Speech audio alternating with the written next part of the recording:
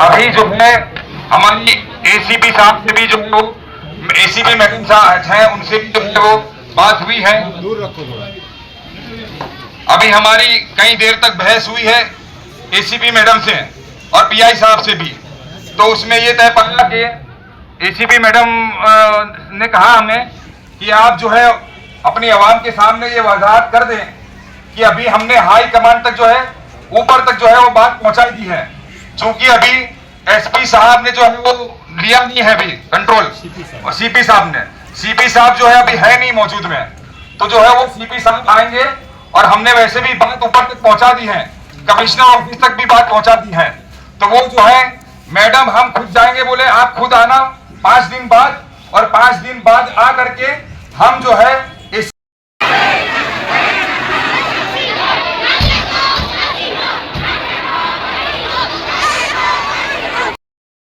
शांति बनाओ। जितने भी लोग यहाँ पे इकट्ठा हुए हैं, आप सबको हम यही कहना चाहते हैं कि आप इतनी तादाद में इकट्ठा हुए हैं तो इस मैटर की सीरियसनेस क्या है ये सारे हम लोग समझते हैं। ये कोई छोटी मोटी मैटर नहीं है, ये बहुत बड़ी मैटर है और इससे करोड़ों लोगों के दिल को ठेस पहुंची है, ये भी हम समझते हैं। लेकिन जिस तरीके से ये लीगल चीजें ये जो होती है कि जिसमें डिसीजन मेकिंग अथॉरिटी एक टाइम पे हाईएस्ट लेवल की जो है वो होती है, जिले का प्रशासन और सिटी का प्रशासन अलग है। हमारे सीपी साहब अब तक नियुक्त तो हुए हैं लेकिन चार्ज छोड़ के यहाँ पे आए नहीं है।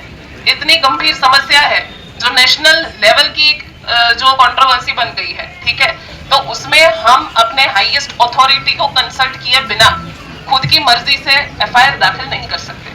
आप भी समझिए ये इशू काफी बड़ा है, काफी गंभीर है, लेकिन इसमें भी हमें अपनी हाईएस्ट अथॉरिटी को एक बार कंसल्ट करना पड़ेगा।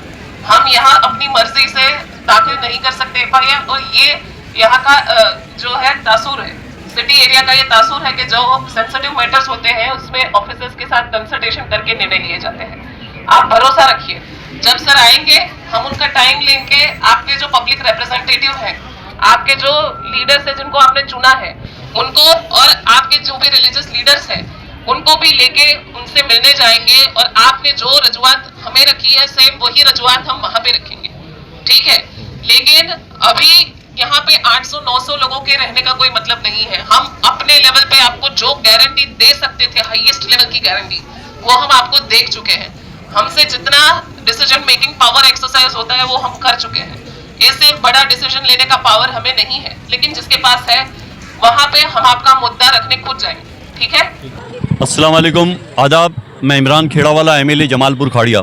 आज जुम्मे के बाद गायकवाड़ हवेली पुलिस स्टेशन के अंदर शहर के अलग अलग जगहों से नाजिया इलाही, जो एक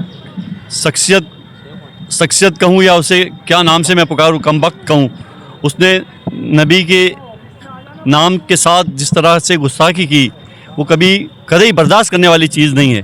आज मुस्लिम समाज की तरफ से, अलग अलग पार्टियों की तरफ से, अलग अलग इदारों की तरफ से आज पुलिस स्टेशन के अंदर एफआईआर दाखिल कराने के लिए आए थे। तमाम लोग शांति से अपनी बात को रखी।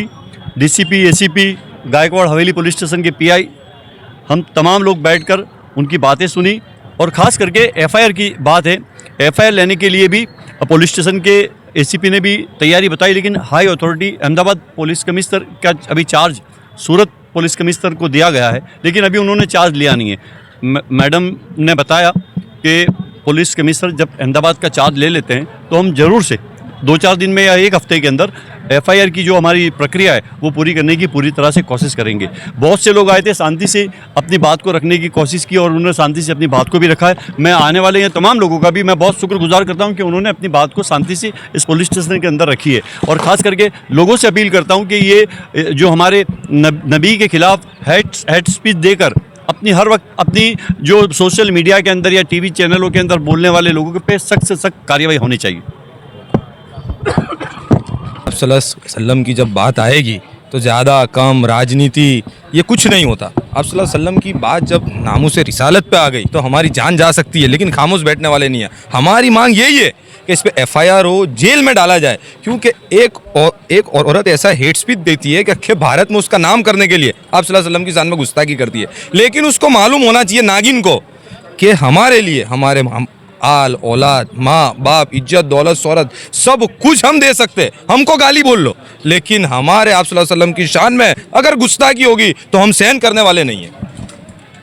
देखिए, यहाँ पे मुस्लिम समुदाय के कुछ आगेबान हमारे पास आए थे और नाज़िया इलाही खान के द्वारा जो विवादित टिप्पणी की गई है, उससे जो समुदाय में नाराज़गी फैली हुई है, उसके आधार पर वो रजूआत लेके आए थे कि उनके खिलाफ FIR दर्ज हो और उसमें हमने उनको आश्वस्त किया है कि हम उनकी रजूआत के आधार पे योग्य कार्यवाही करके फिर जो भी लीगली जो प्रोसेस है वो करेंगे और उनकी जो रजूआत है उनको ध्यान में रखा गया है। देखिए, अभी काफ़ी सेंसिटिव त्यौहार हमारे यहाँ पे आने वाले हैं। ताज़िया काफ़ी शांतिपूर्वक यहाँ पे पसार हो गया है। अभी रथ यात्रा आने वाली है, ईद मिलाद आने वाली है, तो जो भी लीगली कार्यवाही होनी चाहिए वो हर जगह पे हो रही है और होगी।